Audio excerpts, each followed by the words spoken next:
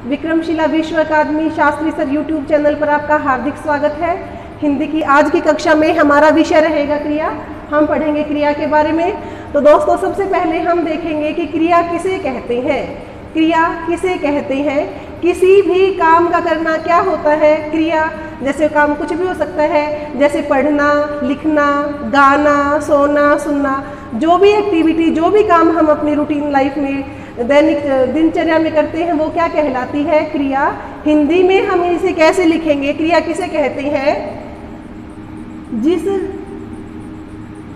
शब्द से हमें काम के करने या होने का बोध हो,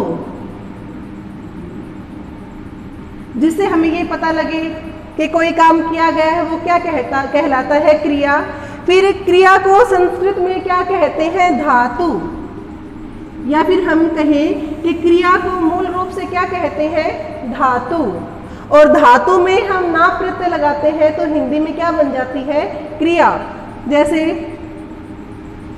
संस्कृत में होती है पठ, उससे हम क्या बनाते हैं? धातु पढ़ना। या फिर क्रिया कौन सी होती है? पढ़ना।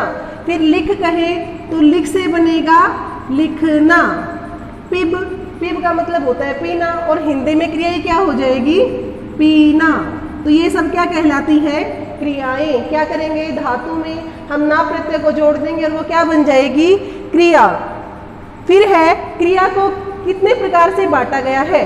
क्रिया को कितने प्रकार से बांटा गया है? सबसे पहले हम देखेंगे कर्म के आधार पर। किस आधार पर? कर्म के आधार पर क्रिया के कितने भेद हैं? कुल 2 भेद हैं। सबसे पहले है सकर्मक क्रिया और दूसरा है अकर्मक क्रिया। पहला है सकर्मक क्रिया और दूसरा है अकर्मक क्रिया। देखो नाम से ही स्पष्ट है, क्या? सकर्म, यानी जो कर्म सहित है वो सकर्मक क्रिया है। या फिर कहे जिस क्रिया में क्रिया का प्रभाव किसके ऊपर पड़ेगा? कर्म के ऊपर पड़ेगा, वो होगी सकर्मक क्रिया। जैसे मैं पुस्तक पढ़ रहा हूँ, तो इसमें सबसे पहले देखेंगे हम क्रिया क्या है? पढ़ना। क्या पढ़ रहा है? पुस्तक। अब ये चेक करने के लिए कि हमें ये पता हो कि वो क्रिया सकर्मक है या नहीं है, हम क्या करेंगे? क्या लगा के प्रश्न करेंगे। प्रश्न करेंगे क्या लगा के? अब ये क्या लगाएंगे किसके साथ? क्रिया के साथ। जैसे पढ़ रहा हूँ, क्या पढ़ रहा हूँ? पुस्तक। हमें जवाब कर्ता में ना मिल के अलग से मिल रहा है, हमें पता लग रहा है कि वो क्या पढ़ रहा है? पुस्तक। ये ध्यान रखना है कि पढ़ने का प्रभाव, पुस्तक का पढ़ने का प्रभाव किसके ऊपर पड़ रहा है? पुस्तक के ऊपर। ये प्रभाव मैं के ऊपर नहीं पड़ना चाहिए। अगर मैं के ऊपर पड़ेगा तो वो सकर्मक क्रिया नहीं होगी। फिर दूसरा है मोहन पतंग उड़ा रहा है, तो इसमें क्रिया छाटेंगे। सबसे पहले कौन सी है? उड़ाना। उड़ाना से बना है उड़ा। तो क्या उड़ा रहा है? क्या उड़ा रहा है? हमने प्रश्न किया, हमें क्या का जवाब मिला, तो क्या है? सकर्मक क्रिया, पतंग उड़ा रहा है। मोहन जवाब मिलेगा तो आंसर हमारा सकर्मक में नहीं होगा। फिर तीसरा एग्जाम्पल है आदित्य कविताएं लिखता है। इसमें क्रिया है लिखना। लिखना से पहले हम क्या लगाएंगे? क्या लिखता है? आदित्य क्या लिखता है? हमें जवाब मिलता है कविताएं, तो क्या होगा? ये सकर्मक क्रिया होगी। बस हमें यही ध्यान रखना है कि हम क्रिया को छाटेंगे, क्रिया कौन सी है, उसके साथ क्या लगा के प्रश्न करेंगे। जवाब मिलेगा तो सकर्मक क्रिया है, और जवाब नहीं मिलेगा तो वो अकर्मक क्रिया है। फिर क्रिया का दूसरा भेद है अकर्मक क्रिया। 2 शब्दों से मिलकर बना है, या फिर कहें हम उपसर्ग लगा है अ, और अ का मतलब होता है नहीं ना।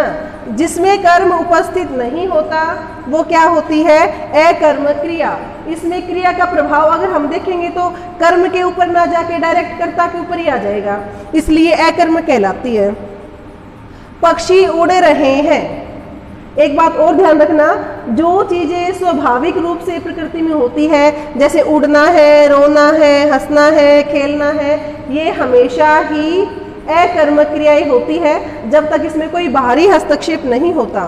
हम देखो एग्जाम्पल पढ़ते हैं, पक्षी उड़ रहे हैं, उड़ना तो स्वाभाविक क्रिया है, कहाँ चली जाएगी, कहाँ चली जाएगी, अकर्मक क्रिया में। फिर प्रश्न लगा के देखो ना, क्या उड़ रही है, पक्षी उड़ रहे हैं। यहाँ पे तो जो काम को करने वाला है उसी में जवाब मिल रहा है हमें, उसको छोड़ के तो जवाब मिल ही नहीं रहा, तो यानी यहाँ पे कर्म उपस्थित है ही नहीं। फिर बच्चा रो रहा है, क्या रो रहा है, क्या का जवाब बच्चा नहीं है, कौन लगा के बच्चा जवाब मिलेगा, और कौन लगा के हमें कर्ता का पता लगता है, तो क्या रो रहा है, हमें जवाब नहीं मिला। फिर है गीता हंस रही है, क्या हंस रही है। अब कई बार ये नहीं होता कि हम थोड़ा एक्स्ट्रा स्मार्ट हो जाते कि ना हमें तो क्या का जवाब मिल गया कि गीता हंस रही है। गीता क्या का जवाब नहीं है, गीता कौन का जवाब है, और हमें ढूंढना किसका है, क्या का, तो यहाँ पे तो है ही नहीं कर्म।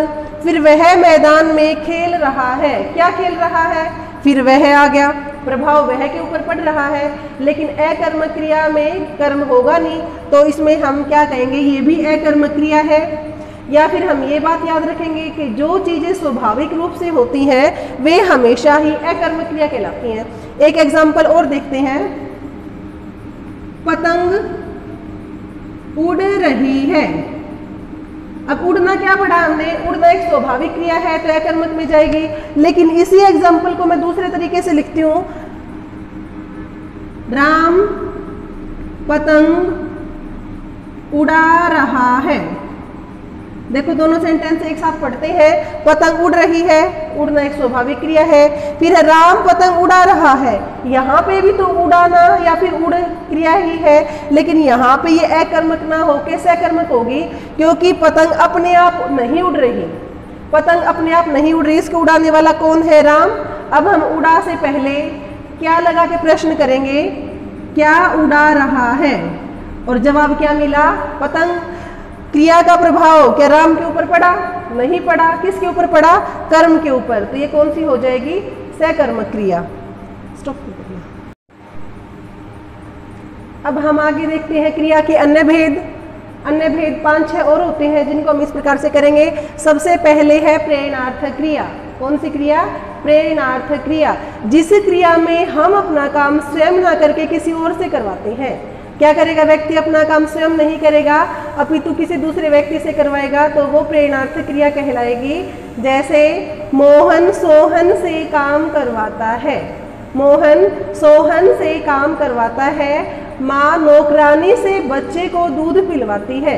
बच्चे को दूध पिलवाया गया, किसने पिलाया, वो नौकरानी ने, और कहा किसने, माँ ने, तो माँ ने खुद तो नहीं किया ना। अब फिर प्रेरणार्थक क्रिया 2 प्रकार की होती है, पहला है प्रथम प्रेरणार्थक और दूसरा है द्वितीय प्रेरणार्थक। पहला कौन सा है, प्रथम प्रेरणार्थक, और दूसरा है द्वितीय प्रेरणार्थक। प्रथम प्रेरणार्थक में क्या होगा, क्रिया के साथ आ जुड़ जाएगा, प्रथम प्रेरणार्थक में क्रिया के साथ आ जुड़ेगा और द्वितीय प्रेरणार्थक में क्रिया के साथ वा जुड़ेगा। जैसे कर है, किसी भी काम को करना तो वो कर मूल धातु है, उसमें हमने कौन सा जोड़ा, प्रत्यय, ना तो लगाएंगे, उससे पहले रे में आ जोड़ दिया, कराना, तो यहाँ पे आ जोड़ दिया, तो कौन सी बन गई, प्रथम प्रेरणार्थक।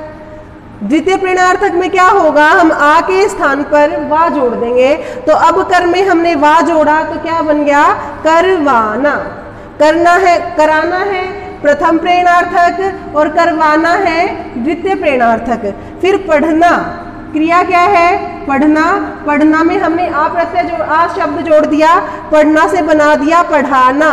आना है, आ जुड़ा है तो कौन सा प्रेरणार्थक, प्रथम, और हमने बना दिया पढ़वाना, तो क्या बन जाएगा, द्वितीय प्रेरणार्थक। ऐसे ही है तीसरा, नाचना क्रिया को अगर हम उठाते हैं तो हमने क्या बनाया, आ जोड़ा तो बन गया नचाना, और वा जोड़ा तो क्या बन गया, नचवाना। ध्यान यही रखेंगे कि आ जुड़ा हुआ है तो प्रथम प्रेरणार्थक है और वा जुड़ा हुआ है तो द्वितीय प्रेरणार्थक है। और प्रेरणार्थक में होता क्या है कि हम उस काम को स्वयं ना करके किसी दूसरे व्यक्ति से करवाते हैं। उसके बाद है पूर्वकालिक क्रिया। पूर्वकालिक क्रिया यानी देखो, पूर्व पहले काल समय में जो मुख्य क्रिया है उससे पहले ही जो क्रिया संपन्न हो जाती है, मेन क्रिया तो एक ही होगी, उसकी सहायक क्रिया हो सकती है, तो मुख्य क्रिया से पहले जो क्रिया संपन्न हो जाएगी वो कौन सी कहलाएगी, पूर्वकालिक क्रिया। और इसमें मुख्य क्रिया से पहले क्या लगा हुए मिलेगा, हमें मिलेगा कर। मैं खाना खाकर घूमने जाऊंगा, मैं पढ़कर घर जाऊंगा। तो क्या हुआ, यहाँ पे जो कर होगा, कर के कारण कौन सी क्रिया हो जाएगी, पूर्वकालिक क्रिया। जैसे आकर, खाकर, पढ़कर, दौड़कर, पीकर, लिखकर। मैं आपको लिखकर बात बताऊंगा। बताना मेन क्रिया हो गई, मुख्य क्रिया हो गई, और लिखकर यानी पहले कौन सी क्रिया संपन्न की गई, लिखना। पूर्वकालिक क्रिया के बाद कौन सी है, तात्कालिक क्रिया है। तात्कालिक क्रिया वो होती है जो हाल ही में संपन्न होती है, तुरंत रिएक्शन होता है उस क्रिया का। ते ही, इसमें क्रिया के साथ हम क्या जोड़ेंगे, ते ही। देखते ही, मास्टर जी के देखते ही बच्चे आराम से बैठ गए। चलते ही, उनके चलते ही बच्चे भी साथ साथ चल पड़े। पीते ही, गन्ने का रस पीते ही संतुष्टि मिली, यानी कि वो क्रिया एक साथ उसी समय पर की गई है, तुरंत की गई है, तो कौन सी क्रिया होगी, तात्कालिक। और इसमें क्रिया के साथ क्या लगा हुआ मिलेगा हमें, ते ही। ते ही देखते ही हम कौन सी क्रिया के ऊपर जाएंगे, तात्कालिक क्रिया पे। उसके बाद है नाम धातु क्रिया। उसके बाद है नाम धातु क्रिया। जब संज्ञा या सर्वनाम के साथ, जब संज्ञा या सर्वनाम के साथ प्रत्यय को जोड़ देते हैं तो वो नाम धातु क्रिया बनती है। क्या होता है, संज्ञा या सर्वनाम के साथ हम प्रत्यय जोड़ेंगे तो क्या बन जाएगी, नाम धातु क्रिया। और नाम का मतलब भी क्या होता है, संज्ञा। फिर बात से बन गया बतियाना। हाथ से बन गया हथियाना।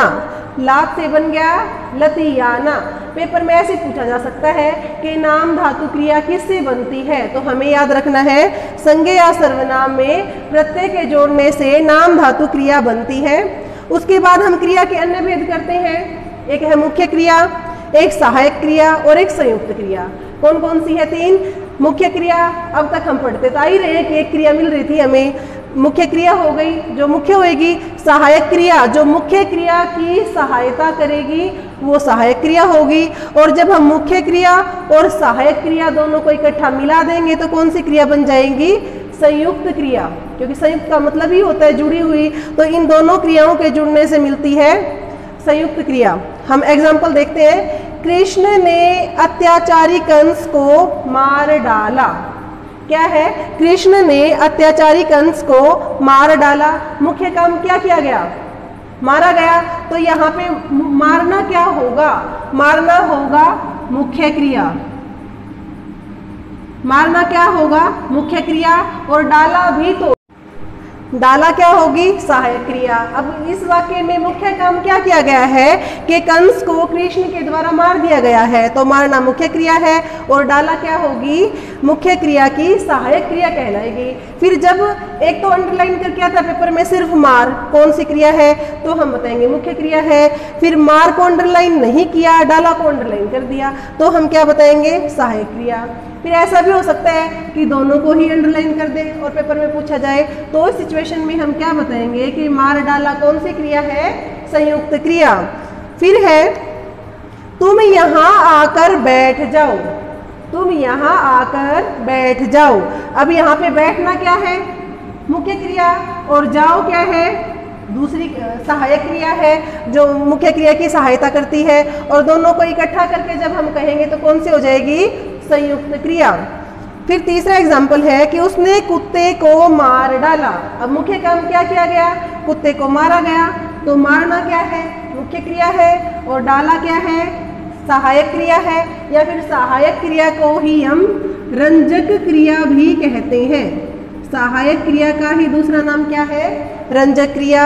और मार डाला दोनों इकट्ठा क्या हो जाएंगे, संयुक्त क्रिया। फिर अगला